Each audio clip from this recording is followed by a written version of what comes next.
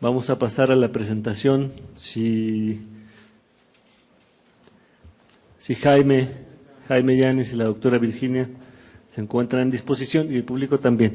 Les agradecemos entonces. Si los dos pasan ahora a comentarnos sobre estas obras que traen para nosotros. Virginia.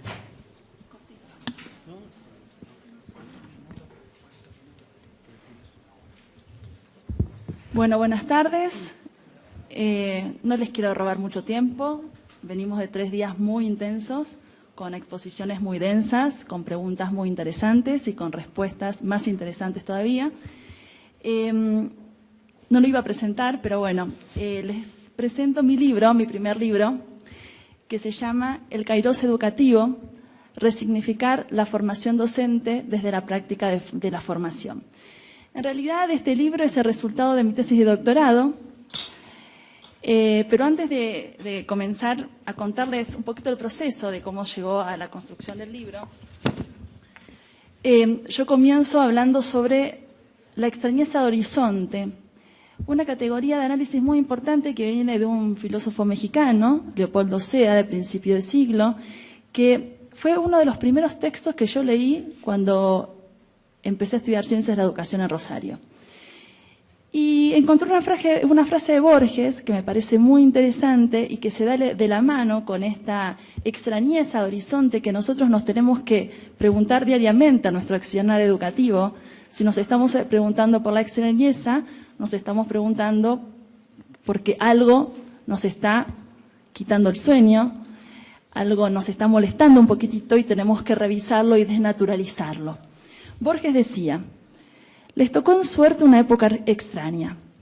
El planeta había sido parcelado en diversos países, cada uno provisto de lealtades, de queridas memorias, de un pasado sin dudas heroico, de antiguas memorias, de antiguas o recientes tradiciones, de derechos, de agravios, de mitología peculiar, de próceres de bronce, de aniversarios, de demagogos y de símbolos.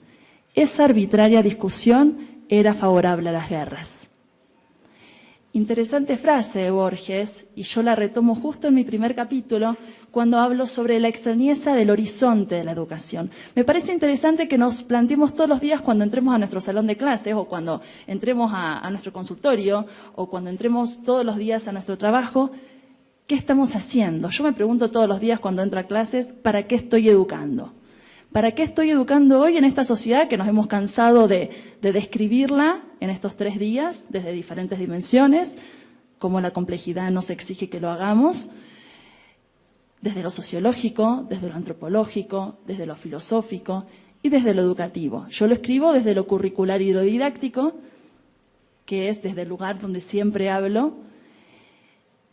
Entonces, ¿para qué educamos? Estamos educando en una sociedad, hoy estuvimos analizando muy densamente y muy interesantemente la categoría de fronteras, de bordes, en esta globalización, con proyectos neoliberales, con una modernidad líquida que nos desdibuja y que desdibuja toda nuestra actividad, todas nuestras relaciones. No tenemos un proyecto a largo plazo, nos dice Sennett, y nos invita a preguntarnos, o nos deja pensando mucho cuando dice que hoy tenemos la imposibilidad de pensar en un nosotros. ¿Dónde queda el nosotros en la educación? En esta sociedad, con nuestros alumnos posmodernos, en una escuela que todavía sigue enseñando, como en la Edad Media, o como la había pensado brillantemente Comenio, pero Comenio no vive hoy. La escuela de Comenio no es la escuela con la que nosotros estamos atravesando todos nuestros días. Entonces, ¿qué hago yo? Empezar a estudiar la formación docente. No es nada novedoso, todo el mundo habla de formación docente. Entonces, ¿cuál era el aporte novedoso que yo podía hacer para poder estudiar la formación docente y que sea interesante? Estudiar la práctica de las personas que estamos adelante de los que van a ser docentes. Estudiarme a mí, estudiar al profesor de al lado, estos profesores que nos paramos todos los días frente a alumnos que van a ser profesores. Entonces, revisar las prácticas, revisar las tradiciones de la formación para hacer una nueva propuesta. Y la nueva propuesta está dada en reformular, siempre que no se nos escape la pregunta de ¿para qué estamos educando hoy?, que el contexto y el momento histórico nos van a dar diferentes respuestas. La idea fue introducir dos categorías de análisis que empezaran a dialogar. La categoría de análisis de competencias, pero la adjetivé de complejas. Entonces, reformular la categoría de competencias, que no hace mucho tiempo que entra en el discurso educativo, pero que es una categoría muy vieja en el mundo empresarial, reformularla a la luz de un proyecto educativo crítico y complejo. Y reformular la categoría de análisis que surge en el 1657 con Comenio en la Didáctica Magna, que es la clase escolar. Esa clase escolar comeniana, perfecta, que Comenio había pensado para la modernidad clásica, hoy ya no nos representa. Hoy esta clase escolar debe estar reformulada desde otro lugar. Y el lugar que yo encontré, o la figura que encontré, empecé a buscar, leí el mundo y sus alrededores y no se me ocurría nada y no se me cayó ninguna idea y lo consultaba con Carlos y veíamos, bueno, le hago la triangulación con Morán, con Freire, con Comenio y ahí me di cuenta que Carlos hacía muchísimos años que estaba estudiando Morán y Freire y yo dije, bueno, la pólvora no la inventé, tenemos que seguir buscando. Y surgió la categoría de kairos, que no viene de educación, viene de la religión. El kairos es el lugar donde algo importante sucede. Entonces yo dije, ¿qué lugar es esta? ¿Qué lugar es este que es la clase escolar? Que miren las cosas importantes que suceden, que es que los sujetos pedagógicos enseñamos y aprendemos. Entonces, cambiar la categoría de que es el docente el que enseña y el alumno es el que aprende, por la de sujetos pedagógicos.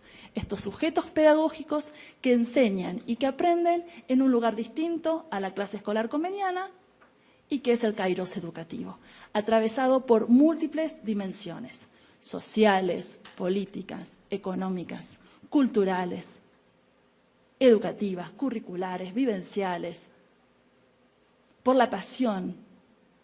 Retomamos la categoría de pasión y la llevamos al aula. Si nosotros no hacemos las cosas con pasión, no enseñamos y nadie aprende. Nadie enseña y nadie aprende.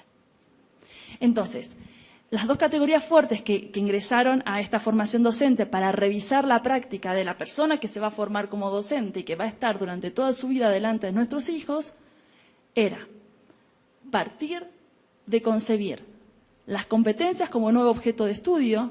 No enseñamos contenidos, eso ya lo dijo Laura ayer. No enseñamos contenidos. El contenido de hoy mañana nos sirve.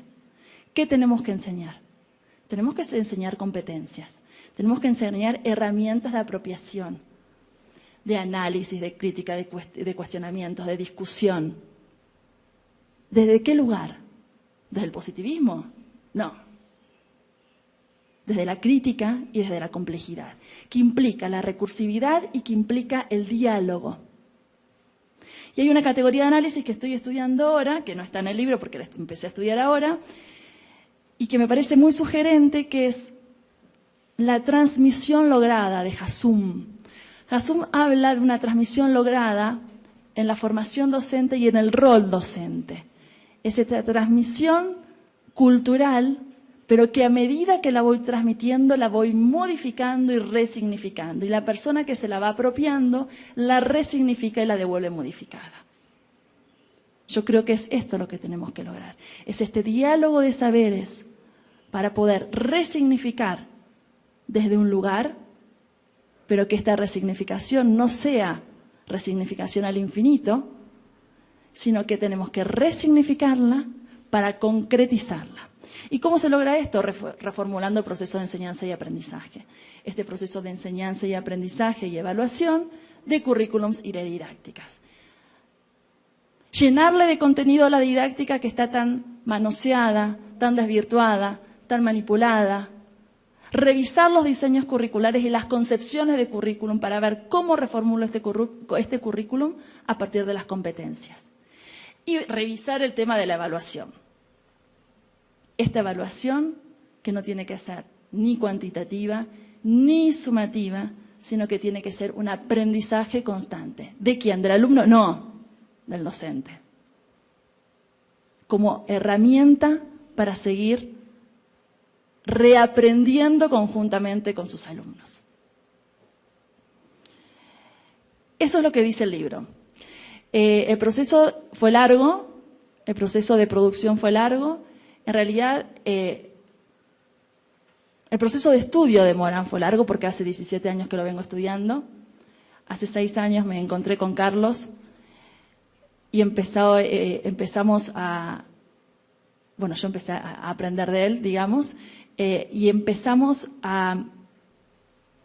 a revisar toda mi práctica desde hace 17 años en función de la multidimensionalidad y la multireferencialidad que plantea Morán.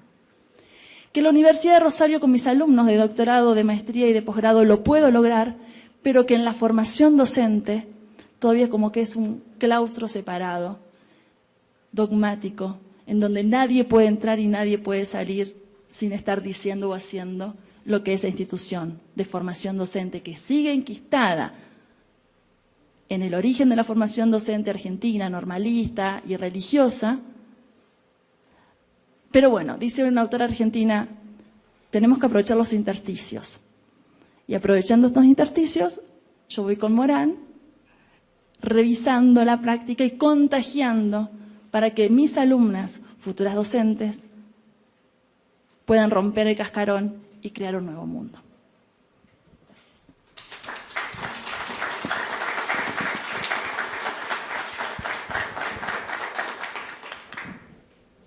Vamos con Jaime.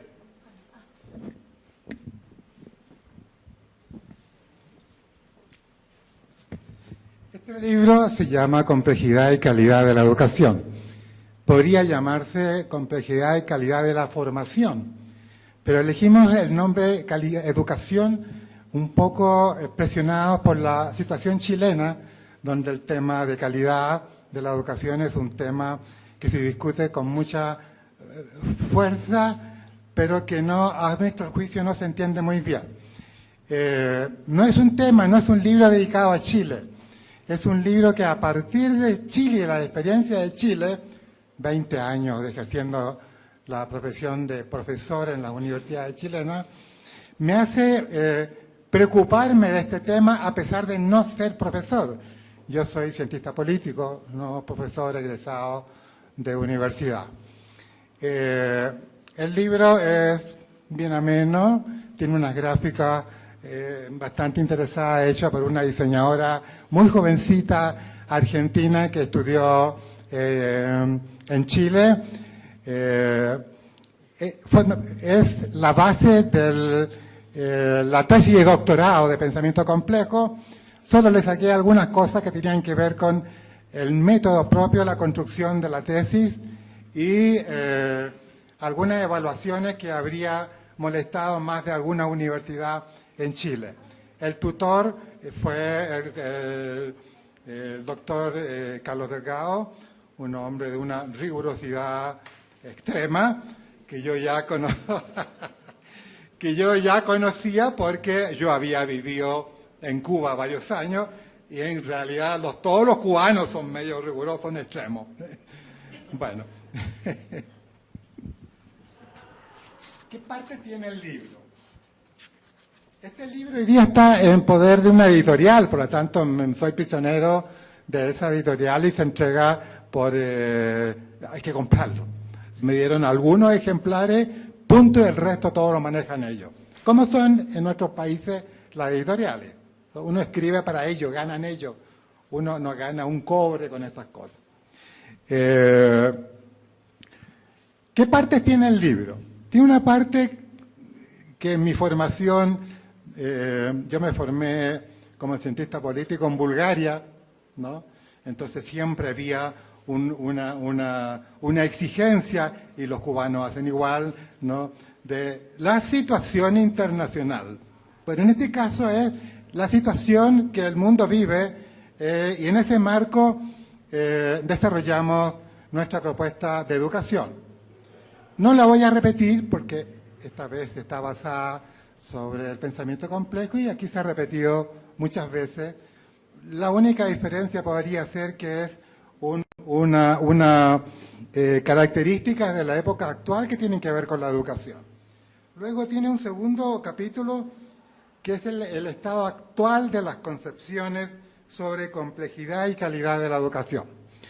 Aquí lo curioso es que uno podría partir criticando a diestra y siniestra sobre las escasas y débiles concepciones de complejidad y calidad de la educación. Sin embargo, me encontré con la sorpresa, y esto un poco Morán tiene razón, ¿no es cierto? Hay que unir a todos los profesores que están por un mundo distinto y por una educación diferente. Me encontré que hay una férrea y fuerte crítica de muchos profesores en el mundo, de países increíbles, que denuncian las debilidades de la educación en todos sus niveles y fundamentalmente en las universidades, ¿no? Hice un conjunto, un resumen que fue bastante interesante, ¿no es cierto?, que tiene que ver con fundamentos jurídicos, por ejemplo, sociales y políticos de la educación. Es la única parte fuerte dedicada a Chile, porque quiero leer un pequeñito párrafo de 3 líneas que muestra las dificultades con que se hacen las reformas en Chile de cualquier ámbito, entre ellos educación. Dice, cito a Jaime Guzmán, ideólogo del fascismo en Chile.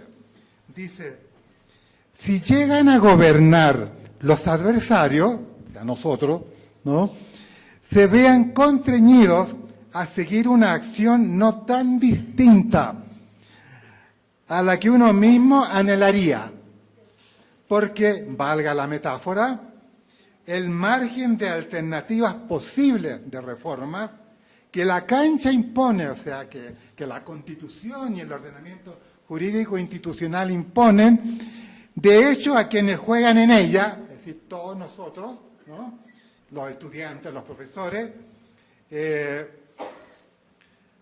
sea lo suficientemente reducida para que lo que se haga sea muy parecido a lo que nosotros haríamos.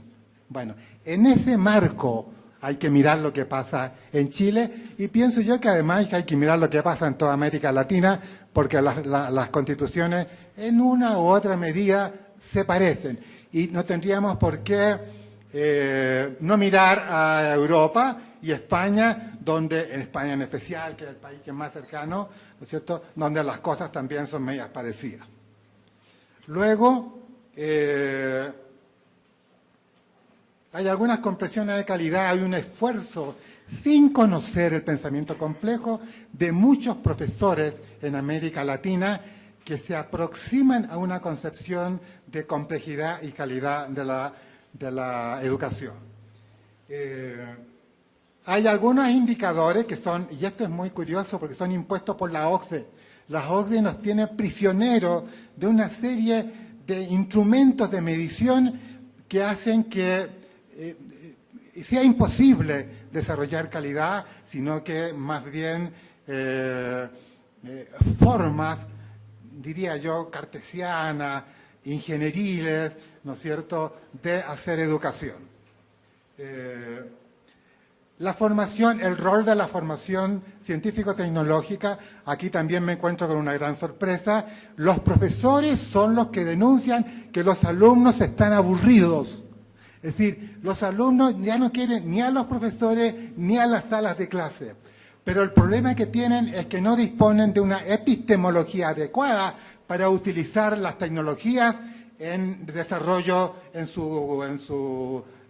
la educación y en su formación. En este momento, el celular, por ejemplo, que podría ser un gran instrumento en la formación, no es utilizado.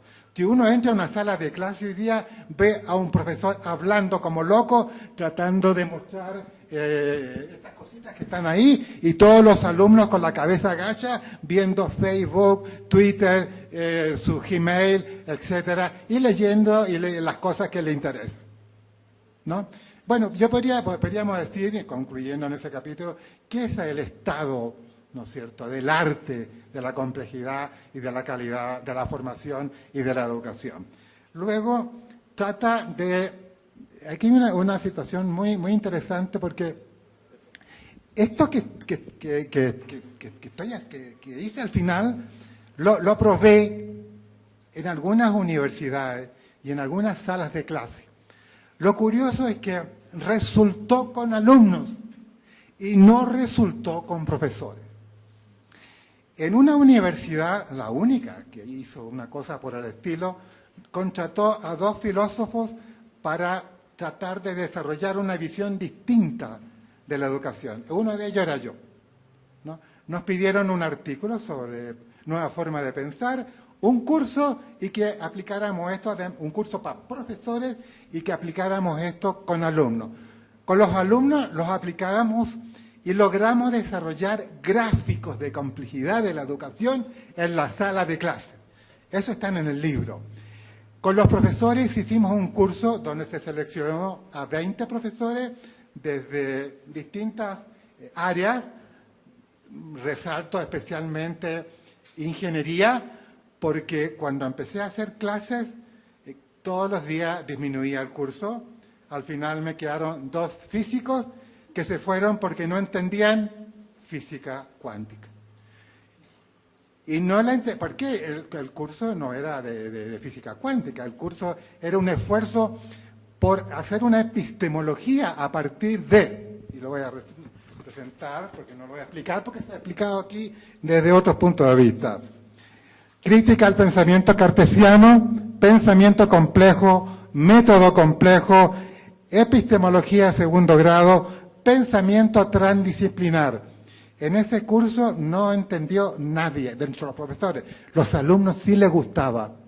Peor fue cuando empezamos a pasar la propuesta educacional de Morín. Algo sabían de los 7 saberes, pero lo saben como anécdota, ¿no? Porque no lo entienden, no se pueden meter a fondo sobre el tema. Y eso incluso en las universidades, ¿no? Después está la microfísica y la epistemología de la complejidad, peor, ¿no es cierto? El cosmos y su movimiento ondular, tratando de ser aplicado a epistemología en la sala de clases, lo logramos con dificultades. Alguno me podría decir, bueno, tú no eres físico y lo más probable es que haya muchos problemas que no entiendas. Yo le voy a decir sí, lo más probable es que sí, pero eso no puede quitarme la voluntad y las ganas de aplicar algo que necesariamente se debe de aplicar para desarrollar epistemología. Si la epistemología o la metodología tradicional se hizo en base a Newton y al cartesianismo y dominó 300 años, ¿y cuánto daño nos hizo? Hoy día tenemos la obligación de criticarla y de desarrollar una nueva epistemología basada en las ciencias de puntas actuales, entre ellas la física cuántica, el pensamiento de Maturana, la segunda ley de la termodinámica, etcétera, etcétera. Ese es un trabajo anunciado y no debidamente desarrollado. En este libro se intenta, me advirtieron más de una vez que iba a recibir fuertes críticas. Bienvenida a esta altura de mi vida, ya pasé los T5, como decía mi padre, no le tengo miedo a las críticas, ¿no? Eso es el libro, aquí está, es el único que tengo porque estos desgraciados me dieron algo de 20 o 30 que he repartido entre algunas personas, punto. Soy sordo, así que si me hacen preguntas, además, no les voy a escuchar.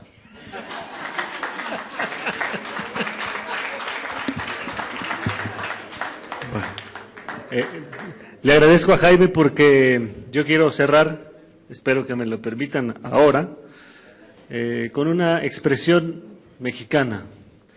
Nos volamos la barda y nos la volamos por una hora, nos volamos las reglas y esperemos que el siguiente congreso, la siguiente reunión, tengamos la oportunidad de juntos volvernos a volar la barda. Cuídense mucho.